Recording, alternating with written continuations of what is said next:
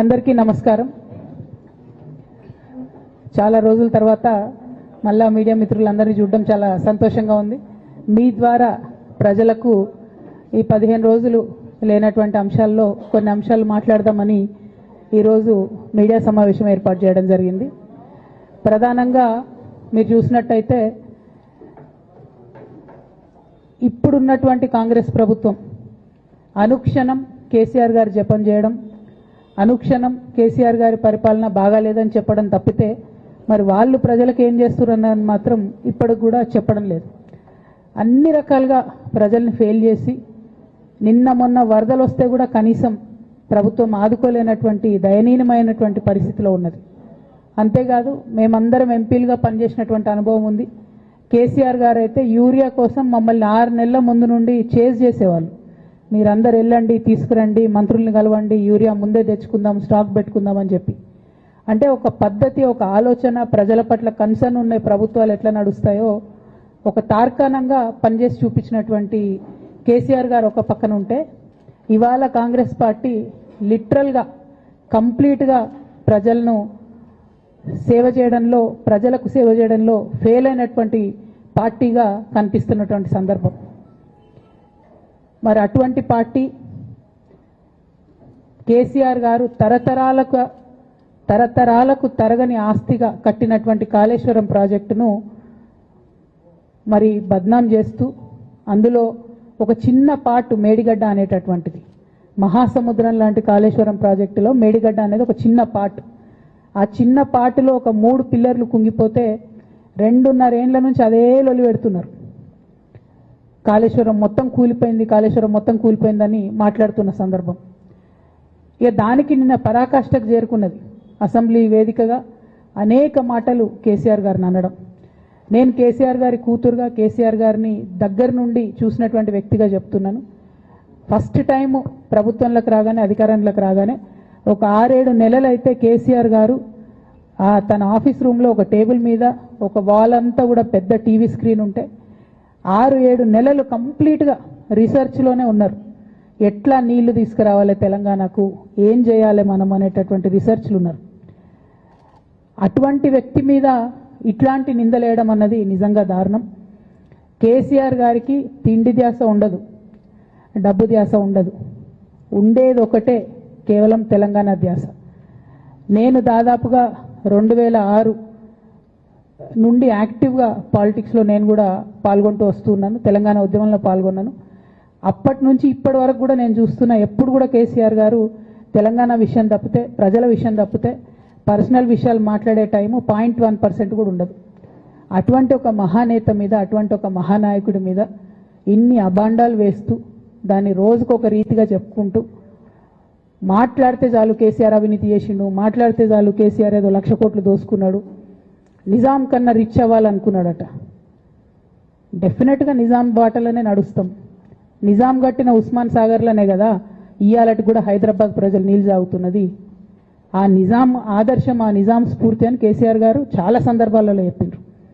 ఇవాళ కాళేశ్వరం కడితే నేను చెప్తున్నా గ్యారంటీగా ఇంకా 200 సంవత్సరాల తర్వాత కూడా తెలంగాణ బిడ్డలు కేసీఆర్ గారిని తలుచుకుంటారు. అటువంటి గొప్ప ప్రాజెక్టు కాళేశ్వరం ప్రాజెక్టు. ఆ ప్రాజెక్టు డెప్త్ అర్థం కాక, తెలంగాణ భౌగోళిక స్వరూపం మీకు అర్థం కాక, మీకు తెలంగాణ పట్ల అవగాహన లేక, కేసీఆర్ గారికి ఉన్న నాలెడ్జ్, ఆయన ఎక్స్పీరియన్స్, ఆయన ఉమ్మడి ఆంధ్రప్రదేశ్లో ఆయన అనుభవించినటువంటి వివక్ష, ఇప్పుడున్న ముఖ్యమంత్రి గారు ఉమ్మడి ఆంధ్రప్రదేశ్లో కూడా మనకు వ్యతిరేకంగా పనిచేసినటువంటి వ్యక్తి, ఇప్పటికి కూడా పక్క రాష్ట్రం ఎజెండా అమలు చేసేటటువంటి వ్యక్తి, ఇప్పటికి కూడా అక్కడ బనకచెర్ల కడతా ఉంటే మాట్లాడినటువంటి వ్యక్తి. అటువంటి వ్యక్తి నిన్న పొద్దు నుండి సాయంత్రం వరకు అసెంబ్లీలో కేసీఆర్ గారిని ఎన్ని అనరాని మాటలు అన్నారు, వింటుంటే గుండె తరుక్కపోతా ఉంది. ఎందుకోసం అనాలి అన్ని మాటలు కేసీఆర్ గారిని? కేవలం రాజకీయ లబ్ధి పొందడానికి మాత్రమే, అంతకుమించి ఏమీ లేదు. ఇదే రేవంత్ రెడ్డి గారు అంతకుముందు ఒక టీవీ ఇంటర్వ్యూలో చెప్పారు, కేసీఆర్ గారికి పైసల మీద ఆశ లేదు, పాపం ఆయనకు మీటింగ్ పెట్టాలంటే కూడా పైసలు ఎప్పుడు కావాలంటే అప్పుడు చూస్తారు ఎక్కడున్నాయని, కానీ అప్పటిదాకా ఆలోచన కూడా చేయరని. మరి అటువంటి కేసీఆర్ గారి మీద ఇంత కుట్రపూరితంగా అభాండాలు ఎందుకు వేస్తున్నారు? వేసేటటువంటి అవకాశం ఎవరిచ్చారు అన్నది కూడా ఇవాళ బీఆర్ఎస్ పార్టీ శ్రేణులు కూడా ఆలోచన చేయాలి, తెలంగాణ ప్రజలు కూడా ఆలోచన చేయాలి. ఎందుకోసం వస్తుంది కేసీఆర్ గారికి అవినీతి మరక ఎవరి వల్ల అంటింది అలా? అది ఆలోచన చేసుకోవాలి కదా మనం కూడా.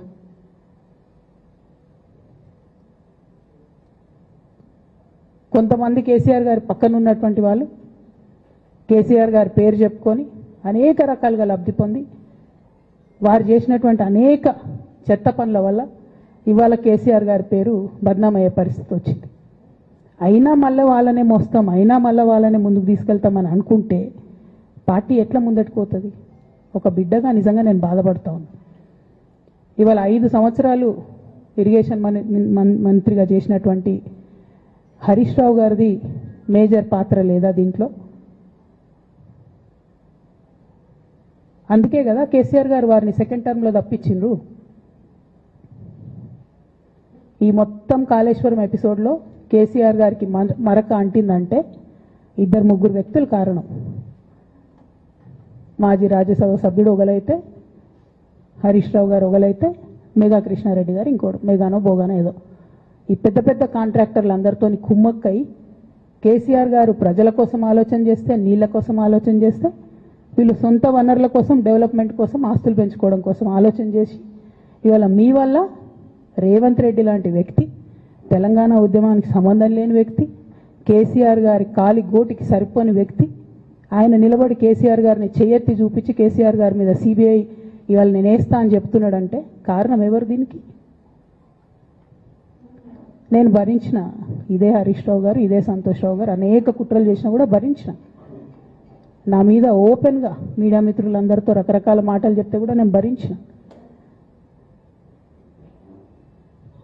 నా పర్సనల్ అటాక్కి నేను ఎప్పుడు కూడా వాళ్ళను ఇంతవరకు పేరు పెట్టి పిలవలేదు, మాట్లాడలేదు. ఫస్ట్ టైం చెప్తున్నా నేను.